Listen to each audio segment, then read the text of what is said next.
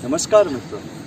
वैसे तो मेरा परिचय आप सभी लोग जानते हैं, नहीं तो मैं आपको एक बार फिर बता दूं, मैं पंडित जागृत राज जोशी, चांदपोल, जोधपुर से। मैं आज आपको आने वाली 22 जून को एक विशेष शुभ मुहूर्त आने वाला है, उसमें आप एक छोटा सा उपाय जो मैं आपको बताऊंगा वो करके आप अपनी सारी मनोकामनाओं को पूर्ण कर सकते हैं। अपने ऊपर पुलिस, कोर्ट, कचहरी संबंधी विवाद हो तो उसमें विजय प्राप्त कर सकते हैं। बड़े से बड़े कर्ज में मुक्ति पा सकते हैं और भी कई तरह के फायदे आपको मिल सकते हैं इस एक छोटे से प्रयोग को 22 जून के दिन करने से। उस दिन एक महापर्व भूम प्रदोष है।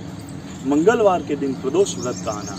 वैसे तो हर मास की त्रयोदशी तिथि को प्रदोष व्रत आ जाता है, लेकिन इस दिन हिंदू पंचांग के अनुसार ज्येष्ठ मास की शुक्ल पक्ष की द्वादशी युक्त त्रयोदशी तिथि, उस दिन प्रदोष व्रत जो कि 22 जून को है, वह इस दिन एक और भी शुभ योग बन रहा है। सिद्धि और साध्य योग दोनों एक ही दिन आ रहे हैं।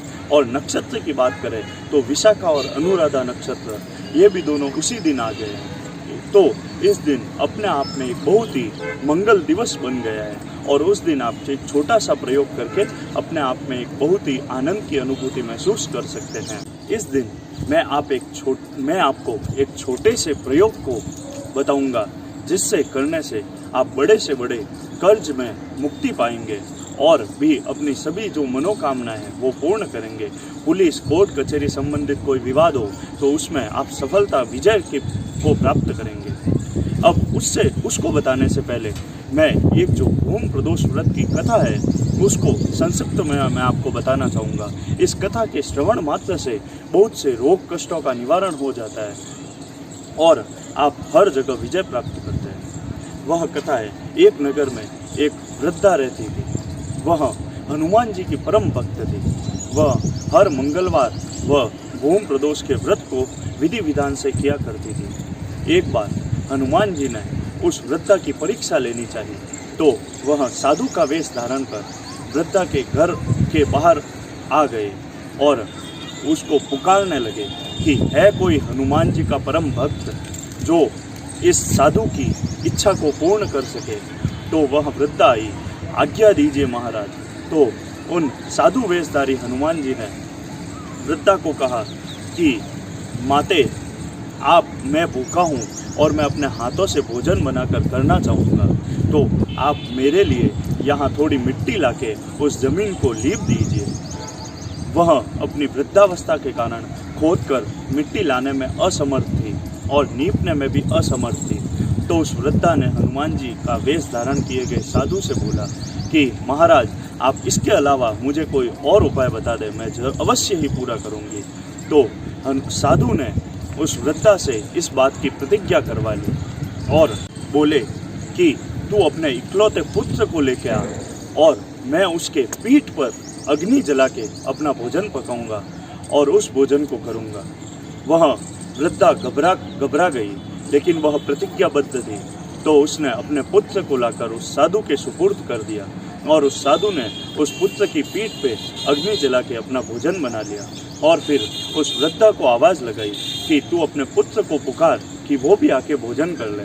तो वृद्धा ने रोते हुए उस साधु महाराज से कहा कि महाराज, आप उसका नाम लेकर मुझे और उदास न करें।